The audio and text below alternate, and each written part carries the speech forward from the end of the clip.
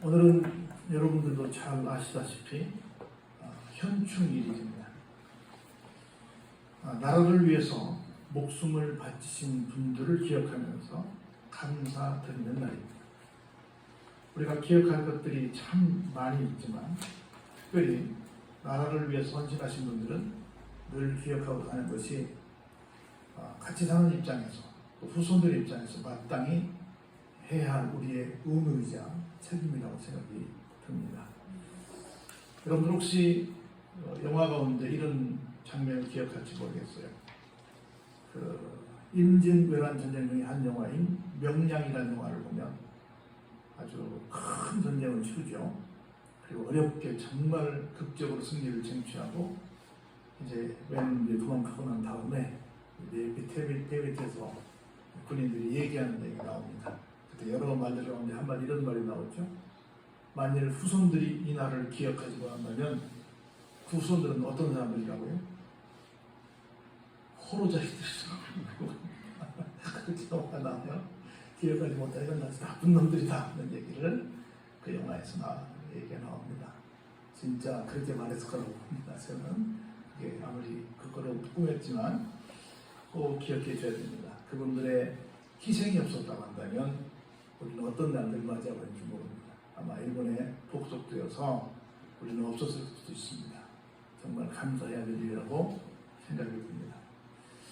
저는 지금도 빚진 마음으로 사는 것 중에 하나가 뭐냐면 민비, 우리 뭐라고 그러죠? 명성황후라고 그러죠. 끔찍하게 외놈들한테 시해를 당했잖아요. 그때 우리 드라마에서 보면 어떻게 나와요? 마지막 최명길 씨가 그때 연기를 했죠. 뭐라고 했어요? 내가 지금은 너희들에게 죽지만 우리 후손은 절대 너희들을 용서치 않을 것이다. 그렇게 어둠 부릅뜨고 죽잖아요. 물론 이제 약간 그걸 꾸미고 있긴 했지만 그냥 말해 기계로 봐서는 그렇게 말하고 나왔을 거라고 봅니다.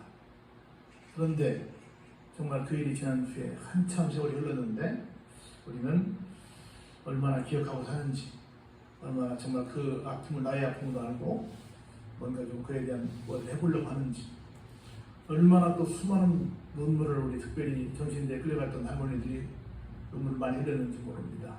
그분들의 외침에 대해서, 그 울부짖음에 대해서 얼마나 함께 아파하고 그분들을 위해서 기도하고 그 문제를 해결하기 위해서 어떤 힘을 썼는지 우리는 너무 쉽게 잊어버리고 살지 않나, 그냥 지금이 좋다라고 생각하고 있지 않나 하는 생각을 좀 해봅니다. 이 교회도 사실은 여기 거산초등학교에 오신 선생님하고 다른 여기 청년하고 함께 연대해서 처음에는 전부 다 송악에 있는 송악감리교회에 나가서 이 지역에는 교회가 구기밖에 없었기 때문에 너무 멀다, 여기도 교회를 하나 세웠으면 좋겠다 싶어가지고 그분들의 수고와 또 앞선 분들의 수고로 50여 년 전에 이곳에 교회가 세워져서 오늘 우리가 이렇게 예배를 드리고 있는데 우리는 얼마나 또 그분들에 대해서 감사하고 있고 그분들이 얼마나 뜨거운 열정을 가지고 여기에 새로운 터를 만들기 위해서 애를 썼을까 생각을 해볼 때 참 우리가 여러 가지로 감사할 일이 많고 기억할 일들이 많다 하는 생각이 듭니다. 그래서 오늘 하루뿐이 아니라 늘 항상 모든 이들에게 감사하며 사시기를 바랍니다. 그런 마음을 가지고 함께 오늘 본문을 살피는 시간을 갖도록 하겠습니다. 첫째, 이제 계속해서 엘리후가 욥을 향해서 이런 말을 합니다. 여러 말들을 통해서 우리가 어떤 인생을 살아야 될 것인지를 한번 생각해 보시는 시간을 갖기 바랍니다. 욥에게 이렇게 말을 해요. 당신이 악인이 받을 벌이 가득한 사람이 되었구려. 심판과 정의가 그대를 잡고 있구려. 이렇게 말을 합니다. 조금 순하게 말하면 당신은 적어도 악인은 아닌데, 내가 보기에 당신이 생각하기에 악인까지는 아닌데 어떻게 당신이 지금 처한 상황은 악인이 받을 그런 벌을 그렇게 가득 받고 있어, 이런 말입니다. 내가 볼 때 악인은 심판을 받아 마땅한데 당신은 심판을 받는 것이 비논리 같은데 어떻게 당신에게 심판과 정의가 임해서 당신을 붙들고 있어, 이렇게 말합니다. 그 말은 무슨 말이냐면 겉보기에는 틀림없이 악인은 아닌데 혹시 우리가 모르는 어떤 악인이 된 적은 있어, 이렇게 좀 말할 수도 있습니다. 대놓고는 말을 못하지만 우리가 아는 당신은 악인은 아닌데 어찌 그렇소? 우리 살다 보면 나도 혹시 그런 악인이었나? 아니면 다른 사람이 저 사람이 저렇게 어려운 일을 당하는 걸 보니까 혹시 저 사람이 악인이었나? 하는 생각을 우리가 어떤 때 보면 나나 어떤 다른 사람이 어려움에 처한 걸 보면 생각할 때 있어요. 이거 우리 인지상정이라고 그러죠. 근데 꼭 그렇지는 않다라는 얘기를 결론적으로 우리는 압니다. 결론적으로 그렇게 말해요. 그러면서 뭐라고 조언을 하냐면 우리가 어려움 당하면 내가 막 심판 가운데 있다. 내가 막 무슨 악인이 벌을 받는 것처럼 막 온갖 벌을 다 받고 있는 그런 고난의 자리가 있다. 그렇게 되면 사람들은 어떤 반응을 보이겠어요? 분노하지요. 우리 그러죠. 어떤 죽을 병에 걸린 사람들이 오는 처음에 단계가 있잖아요.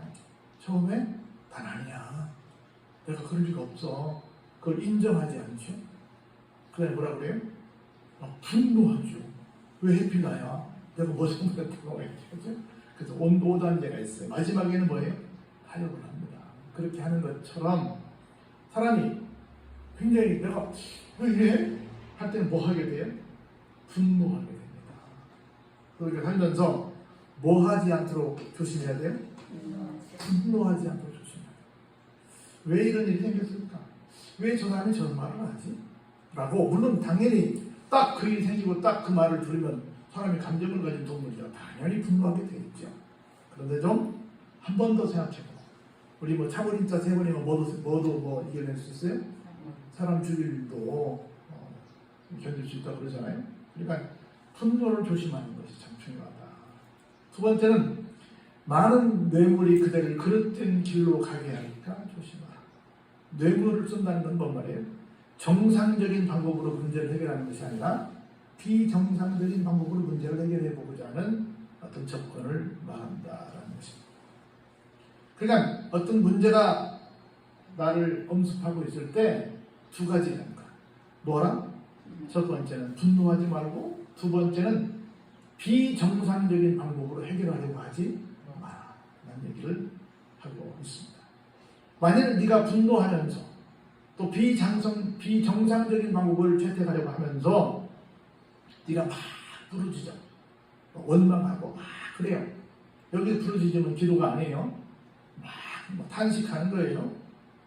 그리고 막 그 상태에서 내 능력을 막 발휘해. 그렇게 했을 때 어찌 그것들이 너에게 권고한 데서 어떤 유익을 가져다 줄 수 있겠느냐? 가져다 줄 수 있다 없다? 없다는 거죠. 우리 모두는 참 누구나 다 권고해. 권고합니다.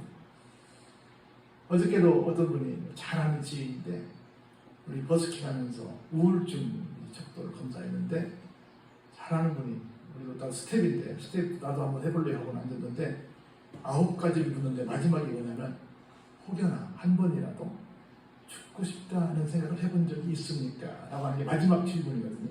근데 거기에 전혀 그렇지 않으면 0, 조금 그러면 1, 많이 그러면 2, 아주 많이 그러면 3.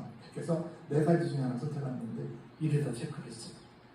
다른 것은 약 10점 이상이 넘으면 고위험군인데 마지막 2번은 1번만 나와도 고위험군이거든요.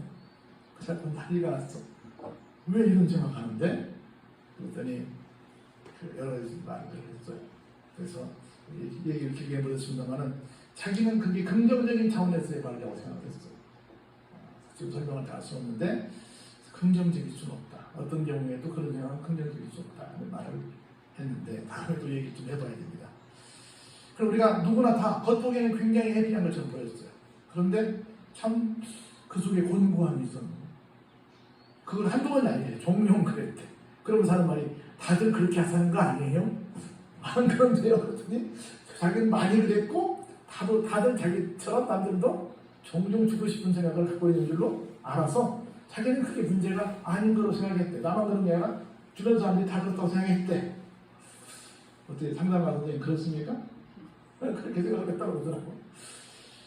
원망과 내가 갖는 능력 가지고는 해결책이 되지 못한다라고 얘기를 하고 있습니다. 그래서 이렇게 말해요. 그대는 뭘 사모하지 마라? 화물을 사모하지 마라. 인생들이 밤에 그들이 있는 곳에서 끌려가리라. 당당하지 못한 방법으로 뭔가 해결하려고 하는 그런 시간을 사모하지 말라는 겁니다. 그러면서 이렇게 얘기를 해요. 그대가 환난보다 이것을 택했다. 환난 어렵죠? 근데 환난보다 더 어려운 것이, 더 불행한 것이, 더 나쁜 것이 뭐냐면 뭐예요? 악으로 치우치는 거예요. 환난은 당할 수 있어요. 환난은 당할 수 있는데 정면승부해서 긍정적인 방법으로 가면 언제나 해결책이 있는데 환난보다 더 무서운 게 뭐예요? 내가 악으로 치우치는 거예요. 악으로 치우치는 것은 해결책이 없습니다. 끝까지 선으로 치우치게 되면 지금 내 자리가 환난이라 할지라도 어때요? 해결될 수 있다는 거야. 그런데 악으로 치우치는 것이 환난보다 더 나쁜 것이다라고 여기서 지금 바꿔서 설명을 하고 있는 겁니다. 그럼 보세요. 하나님은 그의 권능으로 높이 계시나니 누가 그같이 교훈을 베풀겠느냐. 권능은 권세와 능력입니다. 다시 말해서 지금 내가 갖고 있는 문제를 풀어주실 진짜 권세를 갖고 있는 분, 진짜 능력을 갖고 있는 분은 누구밖에 계시잖아요? 하나님밖에 계시잖아요. 지금 이 상황에서 네가 이래서 이런 거야, 너는 이걸 고쳐야 돼, 앞으로는 이렇게 살아야 돼 라고 하는 교훈을 주실 분도 누구밖에 계시잖아요? 하나님밖에 계시죠. 하지만 누구만 의지하면 된다? 하나님만 의지하면 된다. 우리 그런 얘기 하잖아요. 앞뒤 전후 좌우가 다 막혔을 때 어디를 보라? 위를 보라 하는 얘기를 하잖아요. 그래서 보세요. 누가 하나님을 위해서 하나님의 길을 정했냐? 누가 말하기를 하나님께서 불의를 행하셨다고 말할 수 있냐? 그럴 수 있다 없다? 없다. 누구도 하나님의 길을 정한 바가 없고 누구도 하나님을 향해서 하나님 불의해요 이렇게 말할 수 없다는 거죠. 다시 말해서 하나님은 반드시 선한 분이시고 반드시 직접 본인의 길을 정하시는 분이시고 반드시 하나님은 정의를 행하시는 분이시기 때문에 그 하나님만 믿고 있으면 지금 내가 비록 환난의 자리에 있다 할지라도 그래서 거기서 내가 어디로? 악쪽으로 치우치지 않고 내가 선쪽으로 치우치기만 한다면 나는 반드시 권능의 하나님을 통해서 다시 회복되게 될 것이다 라는 말씀을 합니다. 그러면서 보세요. 28절 이렇게 말했어요. 한번 같이 읽어볼까요? 그대는 하나님께서 하신 일을 기억하고 높이라 잊지 말지니라 인생이 그의 일을 찬송하였느니라. 아멘. 지금 내가 삶을 살아가는데 여러 가지 많은 환난이 왔어요. 참 어려움이 너무 큽니다. 남들이 나를 향해서 당신은 겉보기에는 악인이 아닌데 악인이 받는 벌을 가득하게 받고 있어. 어떻게 하나님의 심판과 정의에게 당신이 막 그렇게 당신에게 임해 있어. 당신 뭐 좀 수상한 사람 아니요? 이렇게 말할 정도로 막 내가 억울한데 우리 그럴 때마다 뭘 생각해요? 하나님의 말씀을 생각해야 됩니다. 말씀을 보니 나보다 훨씬 더 그런 억울한 처지에 있었던 사람들이 끝까지 하나님을 붙들다가 회복된 역사가 있다 없다? 있더라. 이게 뭐예요? 하나님께서 하신 일이야. 우리는 하나님께서 하신 일을 뭘 통해 확인해 볼 수 있어요? 성경 말씀을 통해 확인해 볼 수 있는 거니까. 그렇죠? 그걸 기억하고 뭐 하라는 거예요? 높여라. 끝까지 하나님은 이 문제를 풀어주실 줄로 믿습니다. 하나님은 나를 반드시 승리의 자리로 다시 회복시켜 주실 줄로 믿습니다. 라고 하나님을 높이라는 거라. 잊지 말라는 거예요. 끝까지 하나님의 일을 뭐하라? 찬송하라. 하나님의 일을 찬송하는 것 중에 한 가지가 뭐냐면 두 가지인데 하나는 우리가 하는 간증이에요. 간증을 노래로 만든 게 뭐냐면 두 번째가 복음성가예요. 그게 하나님께서 모든 걸 하셨습니다. 하나님께 영광을 올려드립니다. 라고 하는 거예요. 사랑하는 성도 여러분, 우리나라가 8만 년 요구한 역사를 보내면서 어마어마하게 어려운 일들을 많이 당했습니다. 그런데 정말 애국가의 한 사람처럼 하나님이 모아서 우리나라만 제가 됐습니다. 가까이는 130여 년 전에 우리에게 선교사님들을 보내주셔서 복음을 우리가 접하게 해서 구원 백성이 되게 하시고 기독교를 통해서 이 나라가 이렇게 선진화가 됐습니다. 세계에 유례 없는 유엔군이 어마어마하게 많은 나라가 와서 우리를 도와줬습니다. 이런저런 일로 우리나라가 얼마나 많은 사랑을 받았는지 몰라요. 그 모든 것들이 누구의 작품이었어요? 하나님의 작품이셨습니다. 이 모든 것들을 기억하고 우리가 그 모든 것들을 통해서 하나님께 찬송하고 하나님께 감사하는 것이 뭐다? 마땅하다는 것. 그런데 지금 우리가 이 살고 있는 것들이 그냥 자연스럽게 그냥 주어진 것으로 생각하면 큰 오산입니다. 보세요. 그의 일을 모든 사람이 우러러보나니 먼 데서도 보는다. 하나님께서 하신 일은 모든 사람들이 우러러봅니다. 먼 데 있는 사람들이 야 맞아. 저 나라는 하나님 때문에 저렇게 했어요.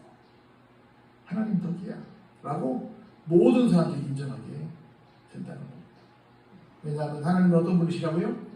하나님은 높으신 분이십니다. 우리가 그를 알 수 없어요. 그의 횟수를 헤아릴 수도 없습니다. 영원 무궁하신 분이 하나님이세요. 감히 하나님에 대해서 우리가 완고하는 것도 할 수 없습니다. 하나님을 함부로 판단할 수 없습니다. 하나님 어떤 분인지 보실까요? 물방울을 어떻게 해요? 가늘게도 하십니다. 빗방울이 증발해서 뭐가 되기도 하세요? 안개가 되게 하시기도 하십니다. 여러분들 보세요. 비만 해도 이슬비, 가랑비, 보슬비, 장대비, 소낙비 뭐 얼마나 비성비도 많이 있어요. 다 나름대로 의미가 있습니다. 여러분 미안하지만 식물이 자라는 건 다 빗물 때문에 자라요? 아니면 무엇이 더 중요한 역할을 해요? 이슬이 더 중요한 역할을 합니다. 특히 우리는 뭐 물이 많고 비가 많으니까 우리는 잘 느끼지 못하는데 사막 지역에서는 이게 얼마나 중요한지 몰라요. 그래서 하나님께서 요소요소에 정말 생명이 못 살 것 같은 그런 척박한 환경 속에서도 이렇게 하나님이 모든 이런 기후들을 잘 조정하셔서 이렇게 우리가 살 수 있도록 해 주신다는 겁니다. 보세요. 그것이 자라서 구름에서 내려 많은 사람에게 쏟아집니다. 여러분들 식물을 키워보시면 아시겠지만 아무리 막 펌핑을 해가지고 열심히 물을 줘도 하나님이 한번 비를 통해 주신 거라고 같아요, 달아요? 달라도 너무 다릅니다. 우리는 죽으라고 물을 뿌려도 땅을 보면 얼마 안 들어갔어요. 하나님이 주시면 흠뻑 들어갑니다. 그리고 우리가 주는 물은 그냥 물이지만 하나님이 주신 비에는요 엄청나게 많은 영양분이 같이 있습니다. 우리가 하는 거라고 하나님이 하시는 일은 질적으로 다릅니다. 이렇게 많은 사람들에게 은혜를 쏟아부어 주십니다. 보세요. 그래서 겹겹이 쌓인 구름과 그의 장막의 우레소리를 누가 능히 깨달으냐. 제가 몇 번 말씀드리죠. 우리가 여기서 보이는 이 구름은요, 뭐 우리 책에서 보는 뭐 새털 구름, 뭐 무슨 구름 몇 개에 불과한데 비행기를 타고 올라가서 한번 보시기 바랍니다.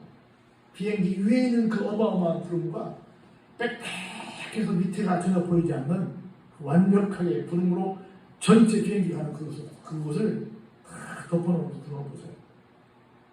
우리가 걸어가면서 보는 것도 아닙니다. 비행기가 날아가면서 그 그림이 보여요.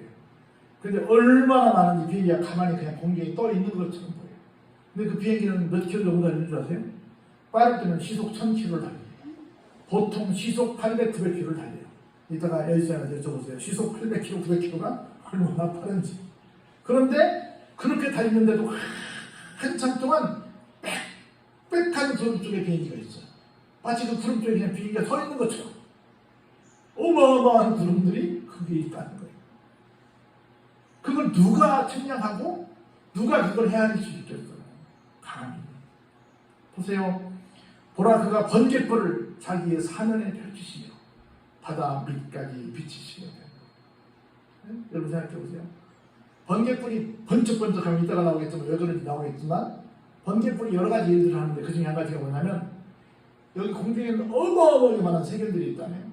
근데 엄청난 세균들을 그 번갯불에 죽이기도 한답니다. 그래서 우리가 알지 못하는 기가 막힌 일들을 하나님께서 펼쳐 가십니다. 사람이 갖고 있는 랜턴으로는 바다 밑까지 비치기가 정말 어렵습니다. 근데 거기도 빛이 들어가야만 생명이 삽니다. 뭐는 뚫고 들어갈 수 있어요? 하나님이 비치는 빛은 밑까지 뚫고 들어갈 수 있습니다. 이런 것들로 만면을 심판하시고 뭘 해요? 음식을 풍성하게 해주십니다. 모든 과학자들이 말합니다.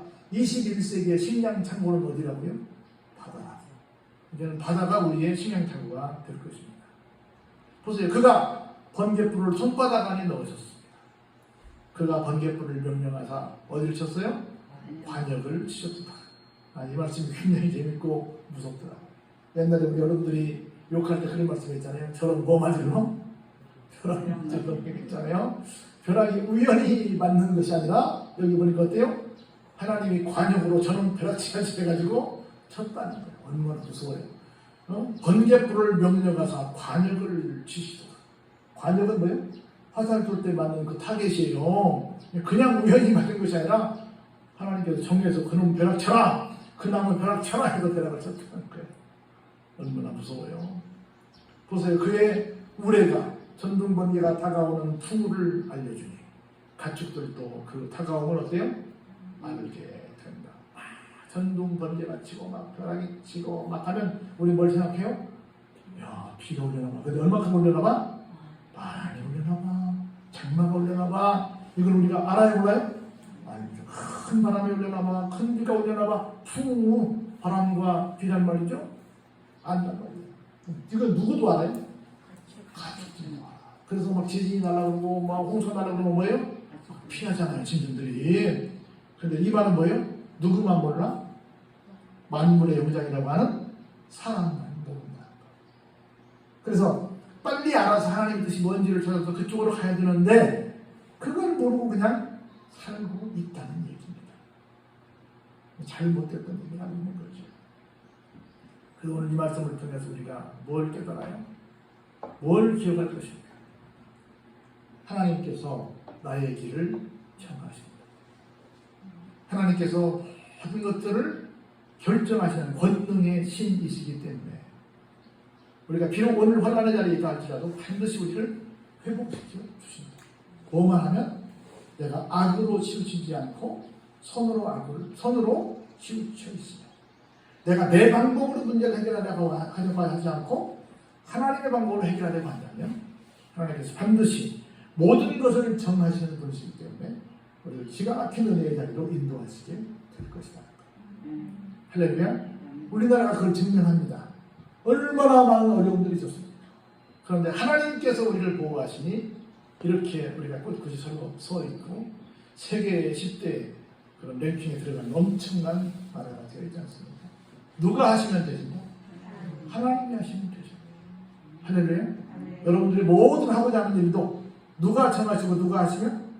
하나님이 정하시고 하나님이 하시면 성공이 됩니다. 할렐루야. 그 믿음 가지고 도전하시고 항상 하나님 편에 서시기를 주의 이름으로 축원합니다.